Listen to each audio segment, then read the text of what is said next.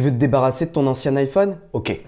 Mais tu vas prendre l'iPhone 16 ou l'iPhone 16e? Non, parce que l'iPhone 16, il coûte 250 € de plus que l'iPhone 16e, donc faut pas se tromper. Et je vais t'aider à faire ton choix. Tu l'as évidemment remarqué, il n'y a pas de Dynamic Island sur l'iPhone 16e. C'est l'encoche classique qu'on avait sur les anciens iPhones comme le 14 par exemple. Est-ce que c'est un problème? Non, on s'en fout. Ce qui compte, c'est que t'as Face ID. Bon bah, fini les coloris super sympas du 16. Là, on est sur du très classique, donc noir ou blanc. Il y a une mini différence sur la puce A18. T'as 4 cœurs sur l'iPhone 16e contre 5 cœurs sur l'iPhone 16. Autant te dire que tu t'en fous éperdument. Ce sera du Wi-Fi 6 sur le 16e et pas du Wi-Fi 7. Là encore, ça va pas changer ta vie. Il n'y a pas le bouton caméra contrôle sur l'iPhone 16e. Bah ça c'est plutôt une bonne nouvelle. Et là, on arrive aux différences qui vont te faire vraiment hésiter entre l'iPhone 16 et l'iPhone 16e. Tu n'as qu'un seul capteur photo de 48 mégapixels sur l'iPhone 16e. C'est le même que sur l'iPhone 16, mais du coup, t'as pas l'ultra grand angle de 12 mégapixels. Donc si t'as souvent besoin de faire des plans larges, bah vaut mieux prendre le 16. Et le deuxième truc un peu dommage, c'est que l'iPhone 16e n'est pas compatible avec MagSafe, uniquement avec la charge sans fil standard Qi. Perso, j'ai une batterie Anker qui s'aimante au dos de mon iPhone et c'est vrai que c'est pratique. Donc tu veux mon avis? Bah peut-être pas, mais je te le donne quand même. À part si tu as absolument besoin de l'objectif ultra grand angle, je ne vois aucun intérêt d'acheter l'iPhone 16 maintenant qu'il y a l'iPhone 16e. Et toi, il te donne envie cet iPhone 16e? Tu me le dis en commentaire et abonne-toi.